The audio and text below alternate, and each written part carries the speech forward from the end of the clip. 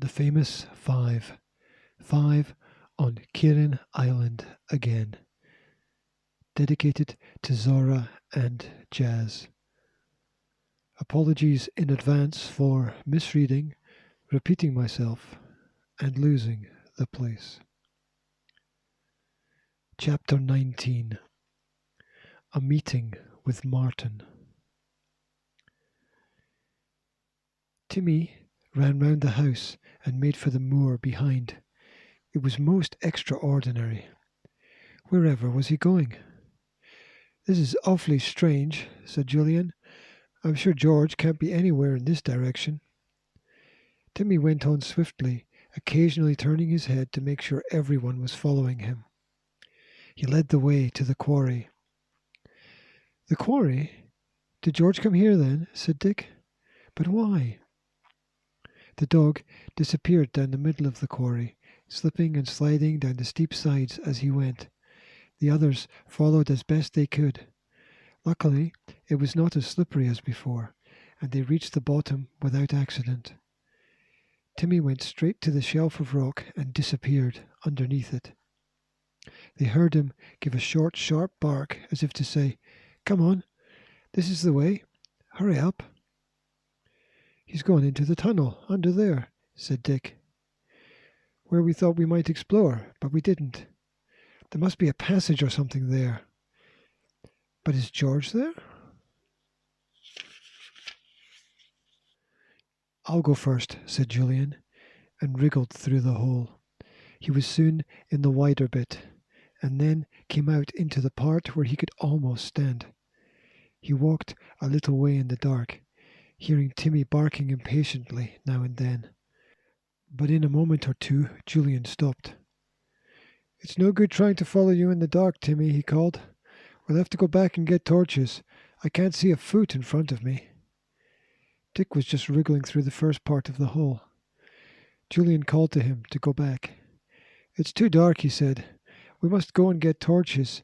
If George for some reason is up this passage, she must have had an accident, and we'd better get a rope and some brandy." Anne began to cry. She didn't like the idea of George lying hurt in the dark passage. Julian put his arm around her as soon as he was back out in the open air again. He helped her up the sides of the quarry, followed by Dick. "Now don't worry. We'll get her all right. But it beats me why she went there, and I still can't imagine how Tim and she came from the island." "Look, there's Martin," suddenly said Dick in surprise. So there was. He was standing at the top of the quarry and seemed just as surprised to see them as they were to see him. "You're up early," called Dick, "and goodness me, are you going gardening or something? Why the spades?" Martin looked sheepish and didn't seem to know what to say. Julian suddenly walked up to him and caught hold of his shoulder. "Look here, Martin, there's some funny business going on. What are you going to do with those spades? Have you seen George? Do you know where she is? Do you know anything about her? Come on, tell me." Martin shook his shoulder away from Julian's grip, looking extremely surprised. "George? No. What's happened to him?" "George isn't a him. She's a her," said Anne, still crying. "She's disappeared. We thought she'd gone to the island to find her dog. And then Timmy suddenly appeared at Kirrin Cottage, and he brought us here."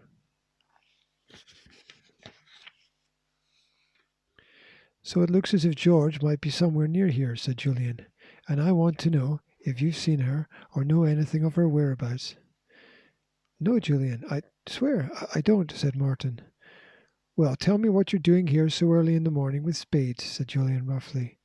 "Who are you waiting for? Your father?" "Yes," said Martin. "And what are you going to do?" asked Dick.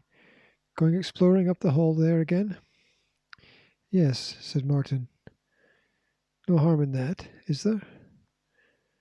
"It's all very strange," said Julian, eyeing him and speaking slowly and loudly. "But let me tell you this. We're going exploring, not you. If there's anything odd up that hole, we'll find it. We shall not allow you or your father to get through that hole. So go find him and tell him." Martin didn't move. He went very white and stared at Julian miserably. Anne went up to him, tears still in her face, and she put her hand on his arm. "Martin, what is it? Why do you look like that? What's the mystery?" And then, to the dismay and horror of everyone, Martin turned away with a noise that sounded like a very sad sob. He stood with his back to them, his shoulders shaking. "Good gracious! What is up?" said Julian, in exasperation. "Pull yourself together, Martin. Tell us what's worrying you." "Everything. Everything," said Martin, in a muffled voice. Then he swung round to face them. "You don't know what it is to have no mother and no father, nobody who cares about you. And then—" "But you have got a father," said Dick at once. "I haven't. He's not my father, that man. He's only my guardian, but he makes me call him father whenever we're on a job together." "A job? What sort of job?" said Julian. "Oh, any kind. All beastly," said Martin. "Snooping around and finding things out about people, and then getting money from them if we promise to say nothing, and receiving stolen goods and selling them, and helping people like the men who are after your uncle's secret." "Oh," said Dick at once. "Now we're coming to it. I thought you and Mr. Kirrin were both suspiciously interested in Kirrin Island. What's this present job, then?" "My guardian will half kill me for telling all this," said Martin. "But you see, they're planning to blow up the island, and it's about the worst thing I've ever been mixed up in. And I know your uncle is there, and perhaps George now too. And now that you've told me this, I can't go on with it." A few more tears ran down his cheeks. It was awful to see him crying like that, and the three felt sorry for Martin now. They were also full of horror when they heard him say that the island was going to be blown up.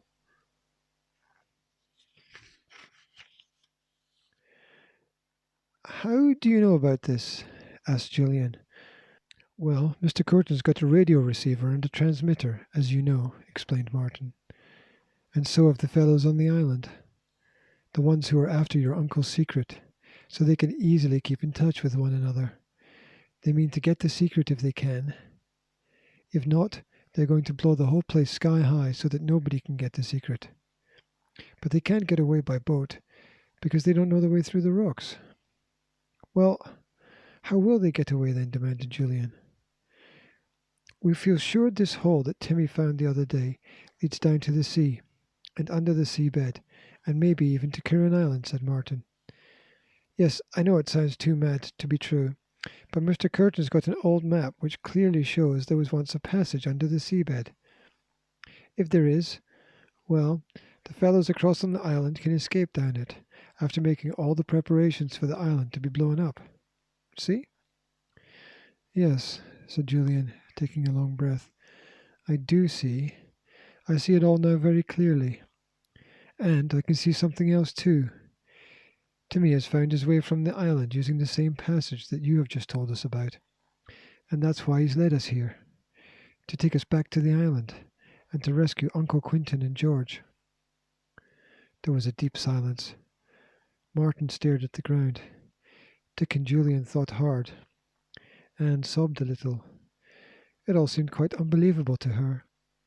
Then Julian put his hand on Martin's arm. "Martin, you did the right thing to tell us, and we may be able to prevent something dreadful. But you must help us. We may need those spades of yours, and I expect you've got torches too." "We haven't brought any, and we don't want to waste time going back and getting them. So will you come with us and help us?